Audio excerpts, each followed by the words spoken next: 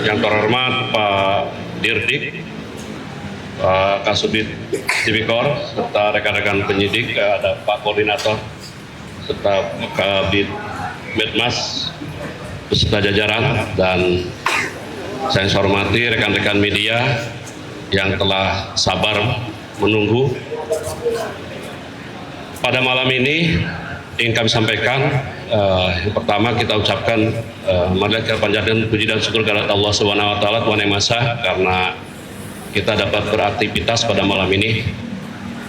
Pada kesempatan ini kami sampaikan bahwa sebagaimana teman ketahui, teman media, bahwa sekitar bulan Oktober 2025 tim penyidik Kejaksaan Agung telah melakukan penyidikan, di mana melalui serangkaian penyidikan yang mendalam, profesional, dan akuntabel, serta tetap menjunjung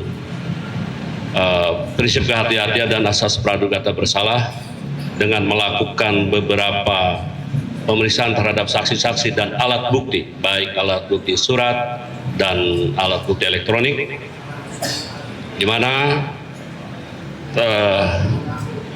pada malam ini penyidik telah menetapkan 11 tersangka dalam perkara dugaan tindak pidana korupsi, penyimpangan ekspor CPO dan produk turunannya tahun 2022-2024. Bagaimana kasus posisi dan hal-hal lainnya, di sini kebetulan ada Pak Dirdik yang akan menyampaikan secara jelas. Silakan rekan-rekan media simak, dan kalau ada nanti pertanyaan silakan. Terima kasih. Silakan Pak Dirdik, waktu dan kesempatan.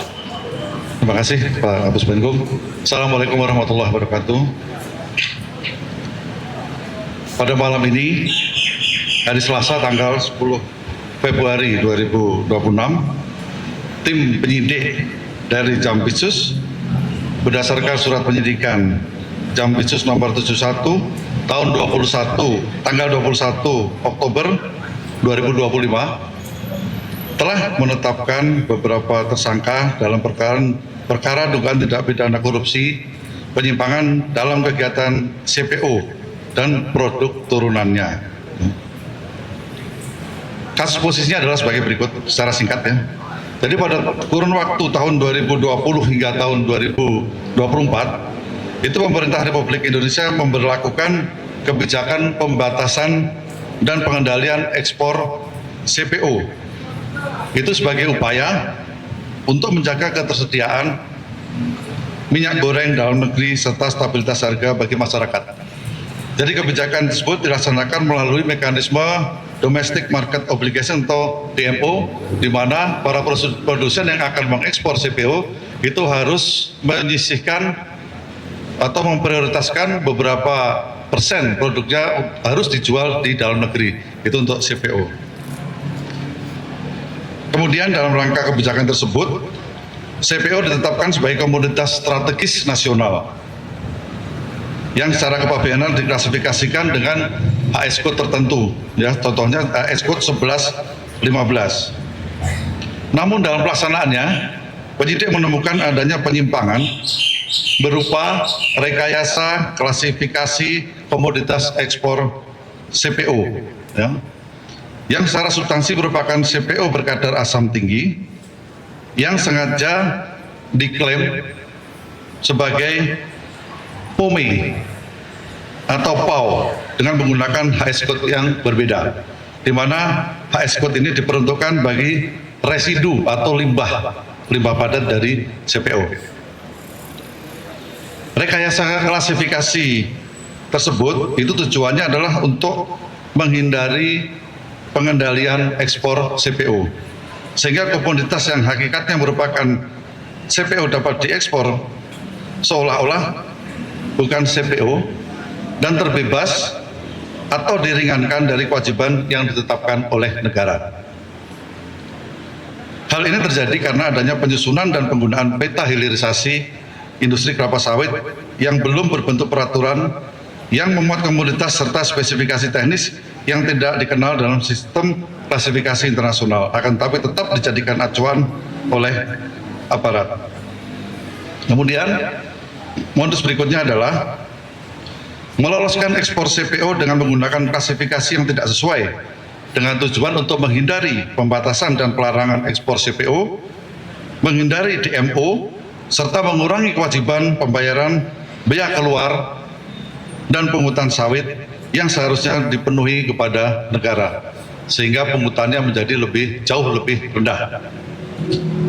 Serta adanya kickback atau pemberian imbalan kepada oknum pejabat negara yang dilakukan untuk meluluskan proses administrasi dan pengawasan ekspor tersebut. Perbuatan penyimpangan tersebut menimbulkan dampak yang luas dan sistemik, tidak hanya terhadap keuangan negara, tapi juga terhadap tata kelola komoditas strategis yang di tengah rasa keadilan di dalam masyarakat, yaitu diantaranya adanya kehilangan penerimaan negara, kemudian tidak efektifnya kebijakan pengendalian CPO, dan ketiga, terganggunya tata kelola komoditas strategis nasional ini. Bahwa untuk kerugian keuangan negara dalam perkara ini itu masih dalam proses penghitungan oleh tim auditor. Namun demikian, berdasarkan perhitungan sementara oleh auditor kami, kerugian keuangan negara atau kehilangan penerimaan negara diperkirakan mencapai antara 10 triliun hingga 14 triliun rupiah. Itu baru kerugian keuangan negara dan belum merupakan potensi kerugian perekonomian negara yang sedang dihitung juga. Adapun para tersangka yang ditetapkan pada hari ini adalah 1. Saudara LHB selaku Kasubdit Industri Hasil Perkebunan Non-Pangan dan Fungsional Analisis Kebijakan dan Pembinaan Industri Alimadya pada Direktorat Industri Hasil Hutan Kementerian Perindustrian Republik Indonesia. 2. Saudara FJR selaku Direktur Teknis Kepabianan pada Ditjen Bea Cukai. Kemudian saudara MZ selaku Kepala Seksi Penyuluhan dan Layanan Informasi KPPJ Pekanbaru. Kemudian itu 3 itu untuk penyelenggara negara. Kemudian untuk swastanya itu ada 8. Yang pertama adalah ES selaku Direktur PT SMP, PT SMA, dan PT SMS. Kemudian saudara ERW selaku Direktur PT BMM. Kemudian saudara FLX selaku Direktur Utama PT AP dan Head Commerce PT AP. Kemudian saudara RND selaku Direktur PT TAJ. Kemudian saudara TNY selaku Direktur PT TEO. Dan saudara VNR selaku Kepala Kantor Wilayah DJCB Bali, NTB, dan NTT yang sekarang ini. Kemudian RBN selaku Direktur PT CKK. Dan saudara YSR selaku Dirut PT MAS dan Komisaris PTSB. Para tersangka disangka melanggar pasal 603 junto pasal 20 huruf A atau C Undang-Undang Nomor 1 Tahun 2023 dan subsidiar pasal 3 junto pasal 18 Undang-Undang Nomor 31 Tahun 99 tentang tidak pidana korupsi. Terhadap para tersangka saat ini dilakukan penahanan rutan untuk 20 hari ke depan di Rutan Salemba Cabang Kejaksaan Agung dan Rutan Salemba Cabang Kejaksaan Negeri Jakarta Selatan. Itu yang bisa kita sampaikan. Terima kasih. Saya kembalikan ke Pak Kapus Penkum. Demikian, rekan-rekan, rasanya cukup jelas Pak Dirdik menyampaikan, tapi barangkali ada pertanyaan terfokus pada kesepakatan ya untuk posisi kasus perkara ini aja. Silakan, kami beri kesempatan. Siapa? Dari Harian Merdeka, Pak Yudi, silakan.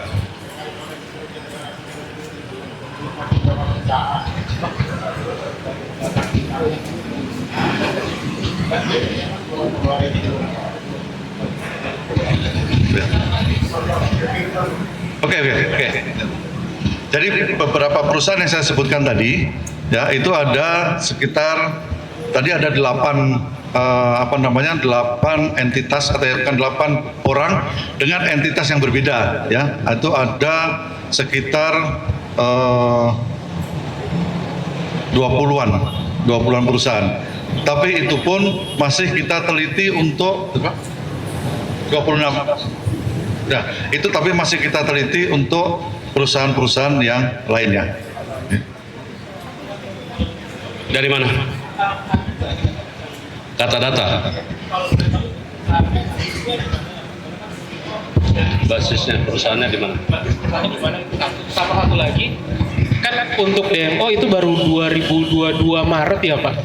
Nah, itu cara penghitungan kerugian negaranya akan berbedakah? Soalnya kan dari 2022 sampai 2024 berarti 3 yang dilanggar. Pungutan ekspor, bea keluar, sama DMO tadi. Itu akan sejauh apa sih Pak kerugian negaranya? Terima kasih. Jadi kerugian negaranya adalah, khusus kerugian keuangan negara ya, itu adalah dengan pajak yang diturunkan. Jadi pajak yang diturunkan itulah pajak CPO, itu jauh lebih tinggi daripada pajak POME, jauh sekali lebih tinggi. Itu kerugian keuangan negaranya. Sedangkan kerugian perekonomian negaranya yang sedang kita hitung juga, itu dengan larinya CPO ke luar negeri, ya. Dengan demikian, kuota untuk CPO untuk dijual di dalam negeri itu akan jauh berkurang dari yang seharusnya, ya.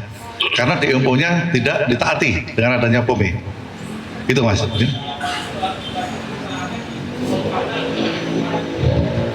Basis perusahaannya, ya ada yang di Jakarta, ada yang di Sumatera. Ya. Nanti itu materi pendidikan nanti ya. Itu masih masuk. Yang lain. Silakan. Siapa nih? Tempo, silakan dia. Pak, tadi kan ada 3 ini ya dari bidang negara ya. Itu modusnya bagaimana sih Pak? Kan sebelumnya teman PIS juga menggeledah ini kan Pak, money changer di sejumlah mall di kasus ini. Nah itu modus suapnya seperti apa? Terus dari yang sekitar 10 sampai 14 triliun itu Pak, itu kerugian negara itu tadi cuma pajaknya aja Pak ya? Belum termasuk suapnya? Atau bagaimana Pak? Terus yang diterima masing-masing dari 3 penyelenggara negara berapa Pak? Ya, kalau suap itu berbeda dengan kerugian keuangan negara, beda. Jadi suap di situ adalah salah satu modus atau alat, ya, alat untuk memuluskan peristiwa ini sehingga mengakibatkan kerugian keuangan negara. Ya, jadi beda, hal yang berbeda itu. Yang pertama tadi apa?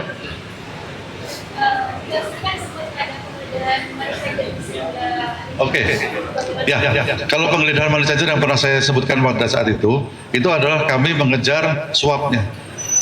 Kami mengejar suapnya. Jadi suapnya adalah melalui salah satunya melalui money changer yang kami geledah itu. Ya, suapnya itu. Nanti itu materi pendidikan ya, nanti kita pakai. Ya Pak, mau tanya lagi Pak. Ansari, silakan. Ya. Pak, kan tadi yang tersangka itu mengarah pada direktur ya Pak. Kalau untuk Dirjen Bea Cukai, Pak Askolani atau pejabat kementerian lainnya, apakah sudah diperiksa dalam kasus ini Pak? Dirjen Bea Cukai? Belum. Ya. Kalau pejabat kementerian lainnya Pak? Gimana? Pejabat Kemenperin sudah pasti ada, pemeriksaan ada. Ya. Sebentar. Cukup? Silakan Pak Didi. Satu lagi ya. Kita batasi ya, satu lagi.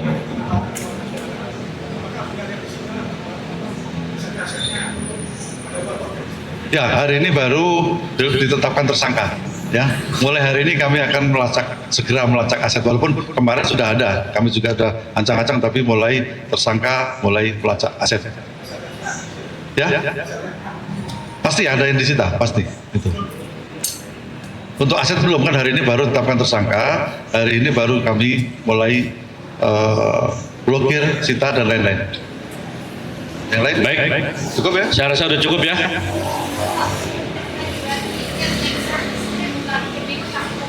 Kebalik. Yang diekspor POME, kan diekspor itu CPO bukan POME. Tapi POME. nah, Jadi HS code-nya digeser menjadi POME. Ya. oke, sudah ya. Baik. Oke, cukup. Terima kasih rekan-rekan media atas kerjasama dan perhatian semuanya. Kami mungkin cukup sekian. Wabillahi taufiq wal hidayah. Wassalamualaikum warahmatullahi wabarakatuh. Salam, santi, om, namo buddhaya, salam kebajikan.